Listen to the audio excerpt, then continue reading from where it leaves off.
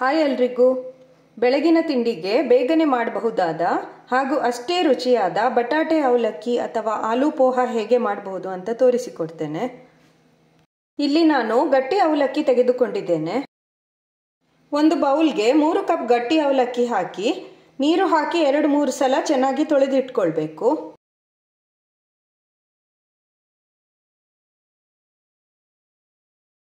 ನೀರೆಲ್ಲ ಬಸಿದಾದ್ಮೇಲೆ ಪ್ಲೇಟ್ ಮುಚ್ಚಿ ಇಡಬೇಕು.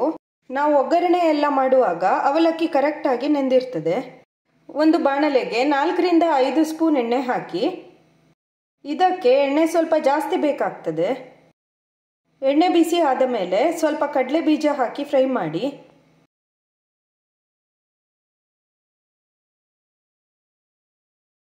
ಬೀಜ ಫ್ರೈ ಆದಮೇಲೆ ಇದನ್ನು ಸಪರೇಟಾಗಿ ತೆಗೆದಿಡಿ.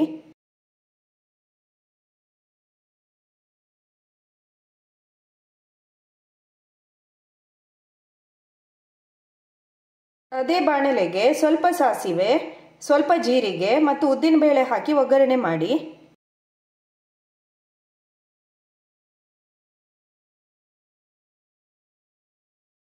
ಕಟ್ ಮಾಡಿಟ್ಟ 5-6 ಹಸಿಮೆಣಸನ್ನು ಹಾಕಿ. ಬಟಾಟೆ ಅವಲಕ್ಕಿ ಸ್ವಲ್ಪ ಖಾರ ಇದ್ದರೆ ತಿನ್ನಲಿಕ್ಕೆ ಚೆನ್ನಾಗಿರ್ತದೆ. ನಂತರ ಕರಿಬೇವನ್ನು ಹಾಕಿ. ಇದಕ್ಕೆ ಸಣ್ಣಗೆ ಹೆಚ್ಚಿಟ್ಟ ಒಂದು ಈರುಳ್ಳಿಯನ್ನು ಹಾಕಿ 2 ನಿಮಿಷ ಫ್ರೈ ಮಾಡಬೇಕು.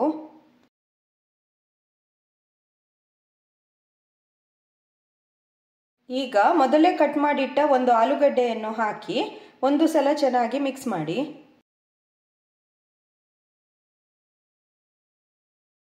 ಸ್ವಲ್ಪ ಉಪ್ಪು ಹಾಕಿ ಮಿಕ್ಸ್ ಮಾಡಿ ಮುಚ್ಚಳ ಮುಚ್ಚಿ ಬೇಯಿಸಬೇಕು.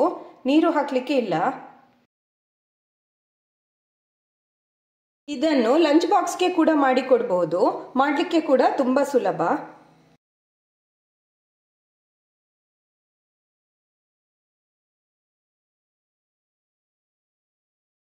ಈಗ ಆಲೂಗಡ್ಡೆ ಬೆಂದಿದೆ ಅಂತ ಚೆಕ್ ಮಾಡಿ.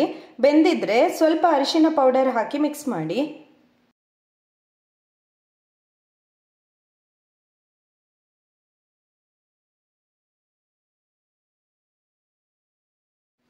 ಅವಲಕ್ಕಿ ಚೆನ್ನಾಗಿ ಉದ್ರುದ್ರಾಗಿ ಇದೆ. ಇದು ಮುದ್ದೆ ಆದರೆ ತಿನ್ನಲಿಕ್ಕೆ ಚೆನ್ನಾಗಿರುವುದಿಲ್ಲ. ಅವಲಕ್ಕಿಯನ್ನು ಹಾಕಿ ರುಚಿಗೆ ತಕ್ಕಷ್ಟು ಉಪ್ಪು ಮತ್ತು ಸಣ್ಣಗೆ ಕಟ್ ಮಾಡಿದ ಕೊತ್ತಂಬರಿ ಸೊಪ್ಪು ಹಾಕಿ ಚೆನ್ನಾಗಿ ಮಿಕ್ಸ್ ಮಾಡಿ.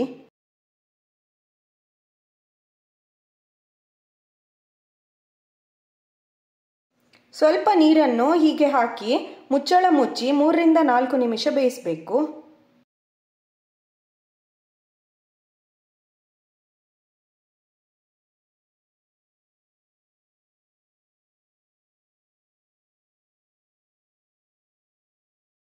ಹುರಿದಿಟ್ಟ ಕಡಲೆ ಬೀಜ ಮತ್ತು ಉಳಿದ ಕೊತ್ತಂಬರಿ ಸೊಪ್ಪು ಹಾಕಿ ಮಿಕ್ಸ್ ಮಾಡಿ ಗ್ಯಾಸ್ ಆಫ್ ಮಾಡಬೇಕು. ಗ್ಯಾಸ್ ಆಫ್ ಮಾಡಿದ ಮೇಲೆ ನಿಂಬೆ ರಸವನ್ನು ಹಾಕಿ ಮಿಕ್ಸ್ ಮಾಡಿದರೆ ರುಚಿಯಾದ ಬಟಾಟೆ ಅವಲಕ್ಕಿ ರೆಡಿ ಆಯಿತು. ಈ ರೆಸಿಪಿ ನಿಮಗೆ ಇಷ್ಟ ಆದರೆ ಲೈಕ್, ಶೇರ್ ಮತ್ತು ಕಮೆಂಟ್ ಮಾಡಿ ಹಾಗೂ ನನ್ನ ಚಾನಲನ್ನು ಸಬ್ಸ್ಕ್ರೈಬ್ ಮಾಡಿ. ಇನ್ನೊಂದು ಹೊಸ ರೆಸಿಪಿಯೊಂದಿಗೆ ಮತ್ತೆ ಸಿಗೋಣ. ಬಾಯ್ ಎಲ್ರಿಗೂ.